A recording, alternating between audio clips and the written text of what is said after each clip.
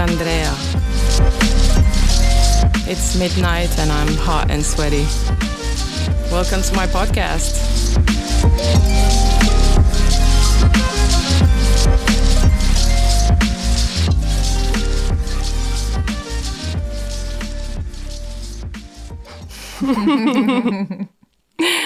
I guess we should let the cat in. Hi everyone, welcome to 2024. Oh, I'm losing my voice. Okay, Jess, would you like to take over this podcast? I will gladly take over with a lovely cat on my lap. So yeah, I'm really grateful for... Okay, this was the cat just jumping into Jess's face, so... I think we're starting a bit too pretentious. Just like, yeah. So, what did you say? Heart-centered... I don't know. Heart-centered boss babes. This is the heart-centered boss babes. Together with my cat, who is running around like crazy in the studio because she just couldn't be alone. She's that type of cat, you know, she just really has a fear of missing out and really, really needs to get involved into everything in this house. Hi, Jess. Hi, Andrea. How are you? I'm good. I'm here today with Jessika Devika, who is an amazing transformational coach and one of my good friends. And I invited her here tonight because we wanted to create something special for New Year's Eve. Instead of going to party, we decided to stay home and create this podcast and really just take time to reflect on the year that passed. We wanted to set our intentions right. I'm really grateful for this opportunity to have some conscious conversations and to spend the new year as I mean to go on doing inspiring things with creative people, spending time with like-minded women, and take over because, yes, both of us have absolutely no experience in doing this, so we better just admit it. This is the first podcast that we are recording. Actually, might not be the first for me because I've tried doing this before, but it's my first one in which I have a guest. And I'm really happy to have you here. I would just like you to know that I'm really, really happy. Jess and I always have these amazing talks that usually happen in my kitchen, and it sparks a lot of curiosity and interest in both of us because we just open up about all these subjects and then we just dive straight into them. And we kind of wanted to do the same here, but upstairs, in the room upstairs, in front of a microphone. I don't know how we're going to do, but please just receive this as it is raw. Jess, what do you think the word for 2023 is? Or what is the word for you? To sum up 2023... Yes, I know it's a very big task. I think the word would be elevate for me. I feel that I have been on a big transformational journey, well, throughout my entire life, but this feels like the year where all of the challenges and the obstacles that I faced, I finally see a reason and a meaning in all of the things that I've overcome.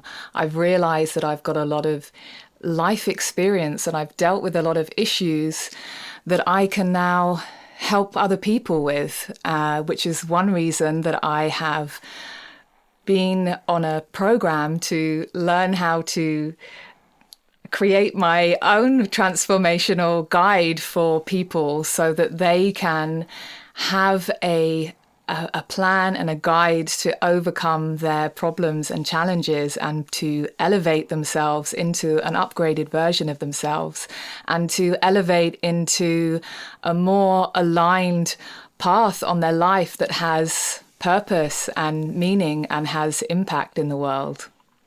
And I think that it's definitely, this year has shown a lot of people in the world that we need to be stepping up. We need to be upgrading our lives and ourselves so that we can have more of an impact in the world. I think it's so needed. Yes, and also I think creating a natural and an engaging dialogue is also it's a key for moving forward. So I'd like to thank you for sharing this with me. And I would like to also say that I've been on a similar journey.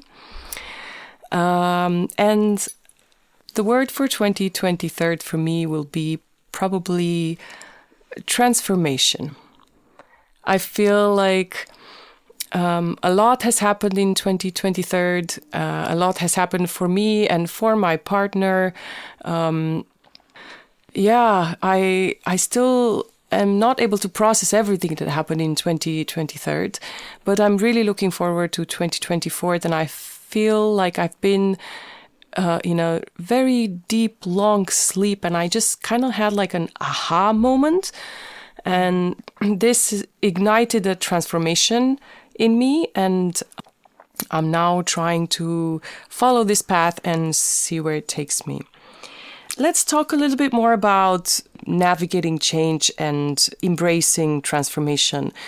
Do you think you can maybe share a personal experience where you navigated a significant change in your life, or something that you maybe learned from a powerful experience that happened recently in your life? Or what was the trigger for your transformation? Because your word is elevate, and that means, like we talked previously, a step further than transformation. Transformation can be not necessarily for the better. Okay, so there was a few things there. So firstly, navigating challenging experiences. I feel that it's only recently this year that I've really learned what it truly means to navigate a challenging experience. I feel like I've faced many very difficult obstacles in my life, and I wouldn't necessarily say that I've navigated them. I think up until this year, I've maybe stumbled my way out of situations, and I felt like in the past survived them. I don't feel that I've navigated them that well. And it's only recently that I feel that I'm able to take a step back from whatever challenge that I'm facing and take clear kind of steps and make a plan for myself and incorporate practices into my life that allow me to navigate my way, not only out of a situation, but being able to learn from whatever challenge that I happen to be going through. Can I ask you, these challenges, are they personal challenges? Are they relationship challenges? Say maybe it's a little bit of both, or do they have to do with your growth, or what? I mean, what sort of challenges were the most powerful for you? The most powerful challenges are, probably the things that happened that seemed to come out of the blue, come out of nowhere, that I couldn't plan for. For example, having an accident that caused me permanent eye damage. It was something that I couldn't have planned for. There's no book that you can read that helps you to overcome this unique situation. No, that's right. But you do look like a very badass now, and I love that. Yeah, you are beautiful. For those of you that don't know, I'm rocking a David Bowie eye with one permanently dilated pupil. So yeah, that was probably the most difficult situation that I had to navigate my way out of, or stumble my way out of. You were talking about certain tools that helped you in your journey. I think grounding is very important to build a foundation. Feeling grounded, feeling connected. I'm someone that is a nature lover, and I use connection to the earth as a way to give me power, to give me strength.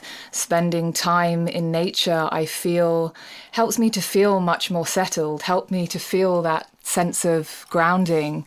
And I think when you're grounded and you feel connected, whether it's connected to the earth, connected to other people, that grounding connection is the foundation that you need to be able to elevate and evolve.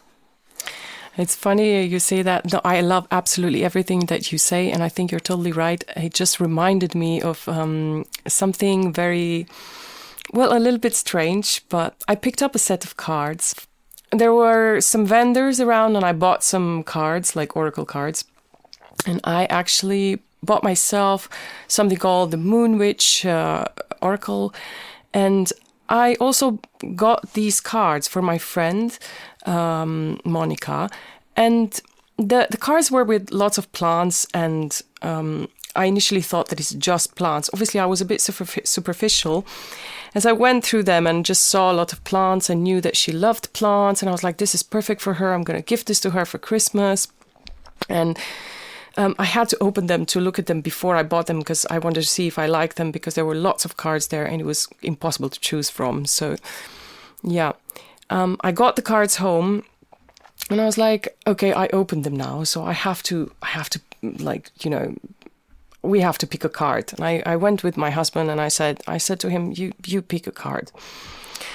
And he picked the grounding potato. And the grounding potato was actually a card. The potato was a symbol for the grounding. And I remember laughing about it and thinking these oracle cards are made with veg, because I thought that they're like herbal stuff and, mystic plants and all that. But like half of the cards were literally just vegetables. Like you had onion for protection. And check this is absolutely totally crazy. I mixed the cards and I put them on the table and I'm like, okay, it's my turn to pick up the card. And I look at Graham and I just say to him, I'm going to pick the grounding potato, completely laughing and just thinking that these cards are bullshit because it's like veggie cards and right. And I say to him, I'm going to pick the grounding potato. I'm sure of it. And after I mix them and I put my hands on the card and I picked the grounding potato out of 47 cards. I'm like, how did that happen? I literally just manifested that I'm going to pick that grounding potato again, and I picked it up. It was a bit ridiculous, and in the same time I realized that I felt really powerful. When you kind of like speak something to the universe and you manifest it. So this is, for me, maybe this is just a small example of how powerful a manifestation can be, but it doesn't need to be. It can be small and then it can get bigger and it can get bigger. And once we realize the power of our manifestation, we can probably utilize this as a way of becoming better versions of ourselves, right? And I know you have a few things to say about this because you actually work with this. Yeah, so firstly, I just want to say that, intuition is powerful. And tapping into your own intuition. And what I try to encourage people to do is to tap into your own inner compass. We have our own very powerful inner guidance, whether that's something that's within us or whether you believe in a higher power. That inner guidance is there, and you create that guidance and you connect to that inner guidance by, I feel like, through your heart center. For me, if I feel that I want to understand something or I want information about something, that by placing my hands on my heart and tapping into my inner compass and my inner guidance system, that I can get more clarity on the answers that I need to help me to overcome problems or to help me with the direction that I need to take in life. So I think it's really important to understand that we are intuitive beings and that we are full of wisdom, that we have our own inner guidance system that gives us the wisdom that we need. And whether or not you're someone that has life coaching or other kind of coaching, there are always answers that we can find within us when we center ourselves and calm ourselves, that the inner compass is there guiding us. That's right. I feel also that we could be talking here also about finding your purpose, because it's very much connected to what you said. This is actually a subject that has been following me, maybe both of us, for a while. Finding purpose is so refreshing. Yeah, your purpose. So I think it's something that we all want. We all want to find our calling, to find our audience must understand that there is my cat in this studio, and she's being a little bit of a mischief. Anyway, we're trying to talk about finding purpose, and I think what I would like to say is that I find it really, really refreshing when that happens to you and you suddenly have this clarity and you find yourself suddenly you don't have so much. I guess she found her purpose.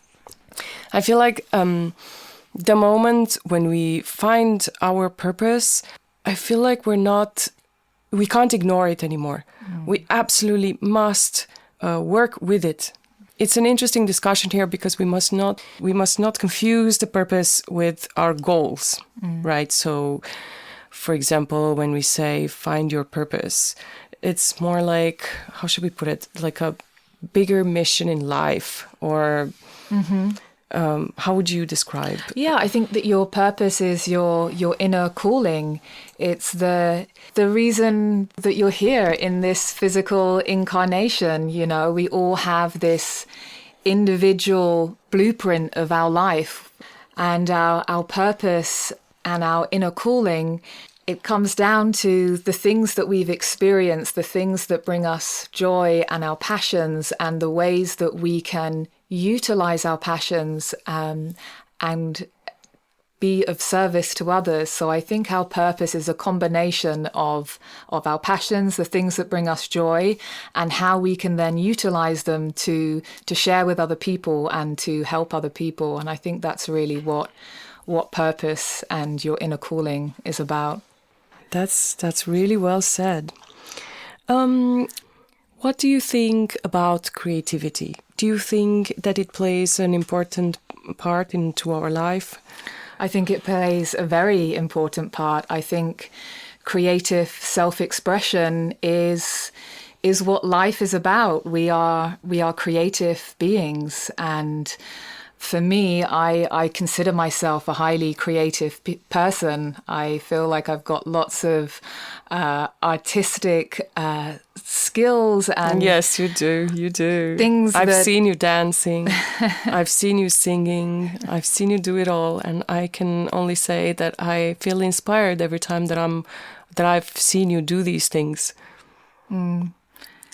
Yeah, I mean, I definitely, this year I've made a commitment to spend more time with creative people. I think when we engage in creative ways with other people, that's when we can do things like this podcast. You know, you get two creative people that come together that want to explore different avenues and different artistic and creative self-expressions. And different mediums. Yeah. So how do you incorporate creativity in your practice? Like, you have something that really helps you.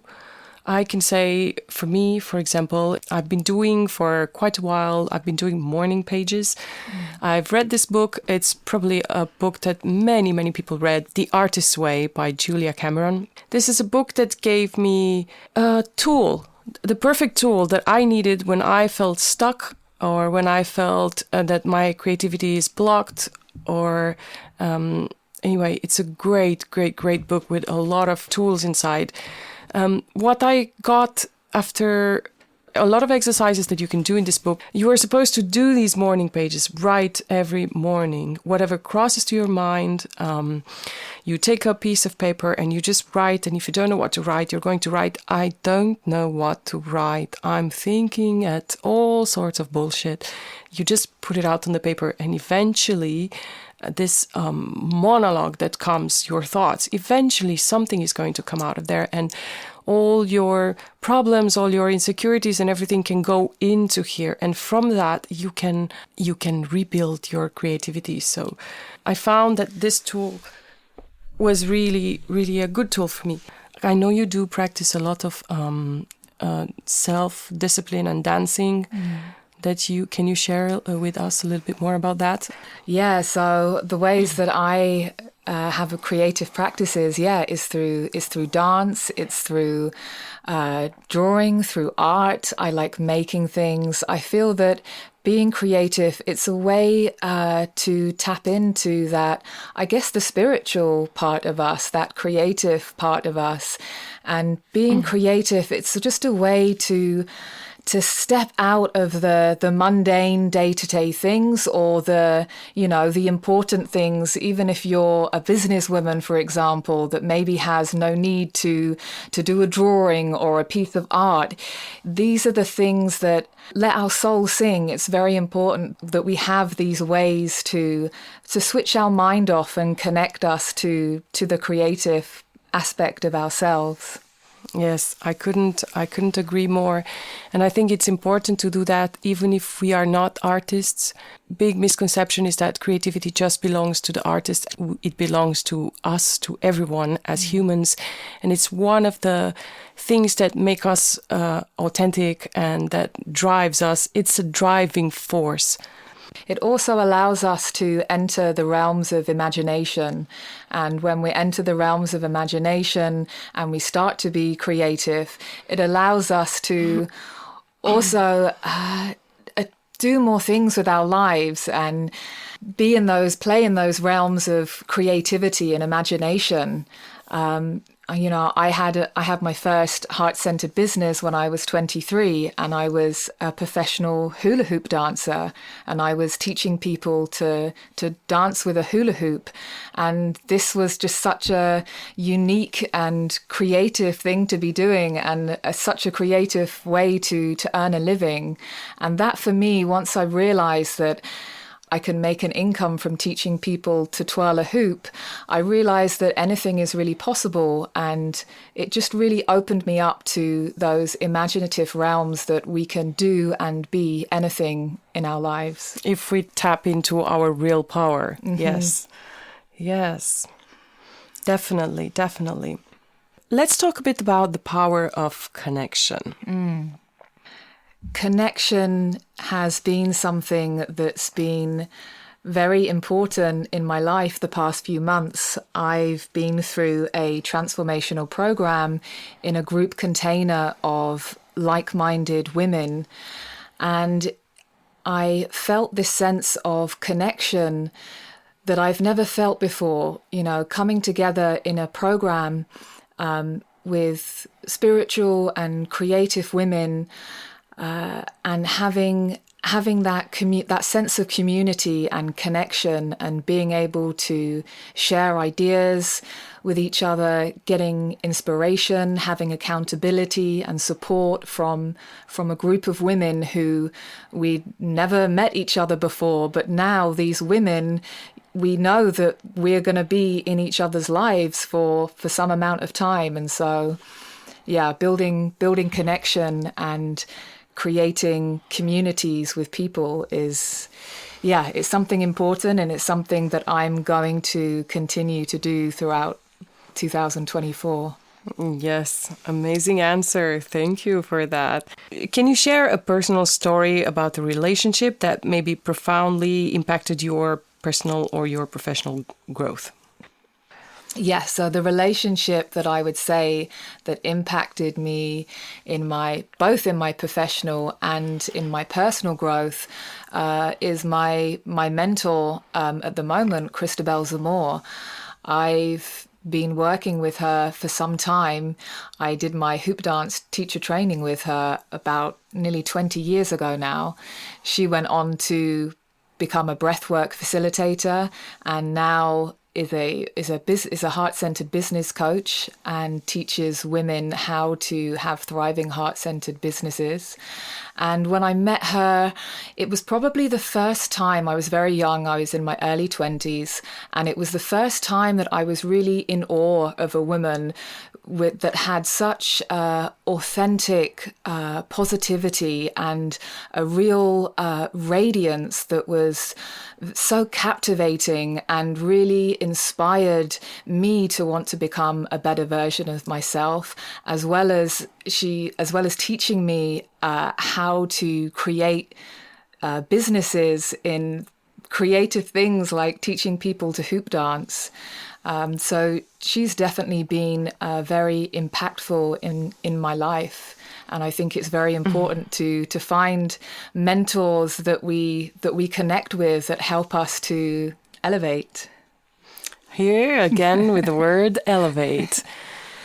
This is the Elevate Midnight podcast. We are going from 2023 to 2024.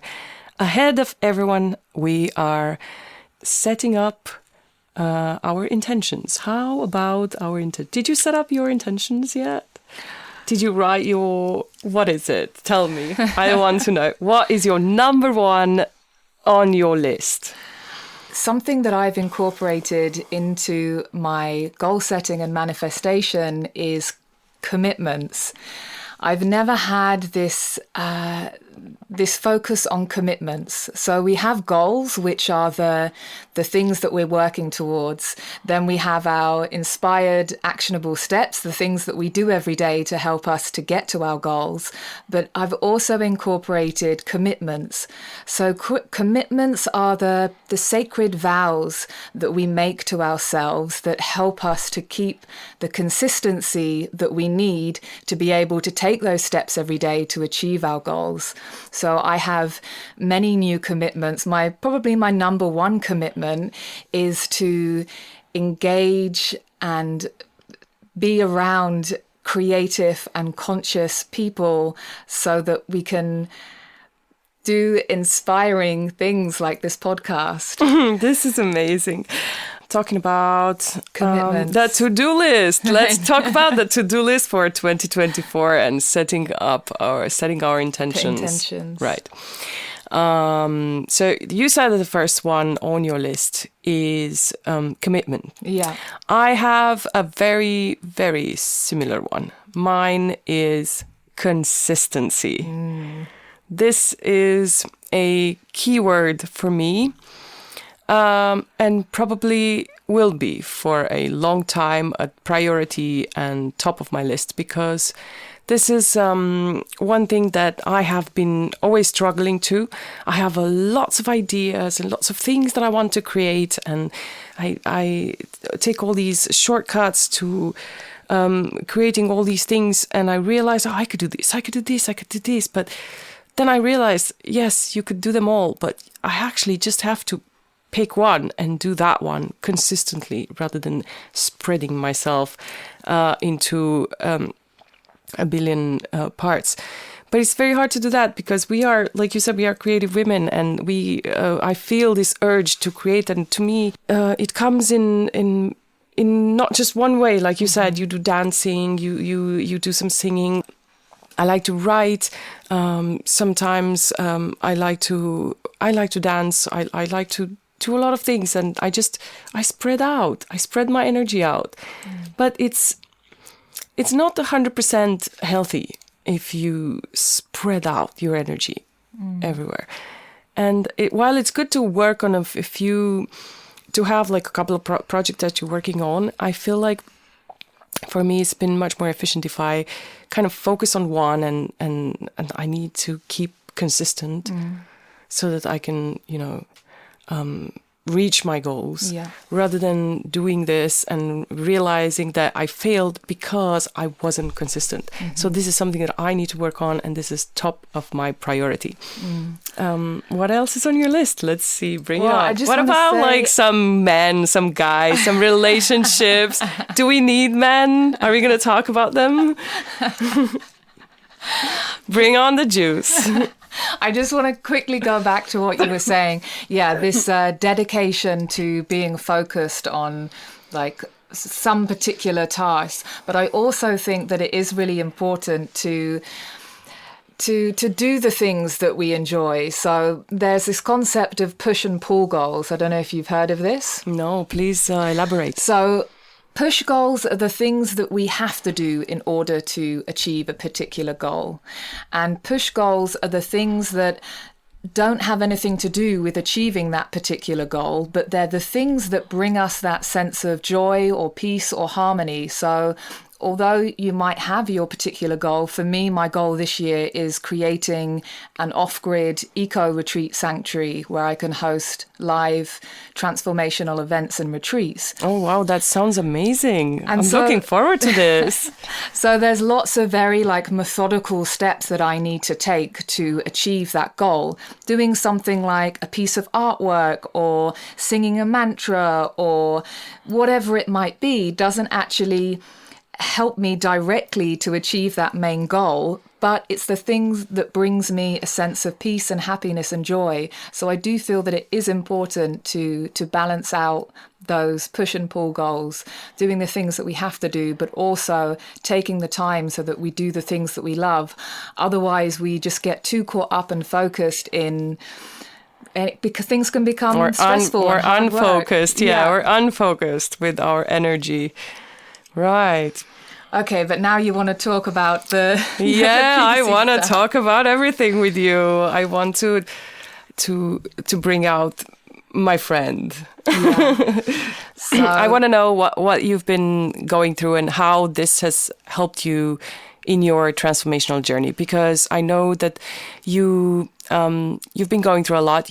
I'm not asking you to share here everything that you've been going through, just maybe some things that helped you. That even now, looking backward, you think that was a really tough time, but actually thinking backwards, it helped me be stronger. It helped me realize that I want to focus more on myself, on this. Relationships are becoming not the priority in my life. I'm focusing on, just being this amazing woman that I am. So no, I feel you on that. And I see now, not just with the intimate relationships, but also friendships as well. I'm really realizing as I look back over this past year, the people that have held me back. And I feel that I've been in relationships and I've surrounded myself with people and with situations that do not serve my higher purpose. And so next year is really going to be a year that I focus on myself. It doesn't mean that I'm not going to spend time with people, but I'm definitely going to choose. You're going to be very more carefully, selective. Yeah, very selective over the people that I choose to spend time with. And as I said earlier, having that commitment of spending time with people that are helping either me to evolve or having that creative inspiration. I know that we're talking a lot about business and transformation and all these journey that we're going through, but we have to laugh at ourselves. Yeah. That's actually something that I've been practicing the past few months is laughing at myself a lot more, laughing at the mistakes, laughing at the things that don't go right, and taking things less seriously. Well, it's been an absolute pleasure to have you here. And this conversation is not over yet, but please stay tuned for after the break.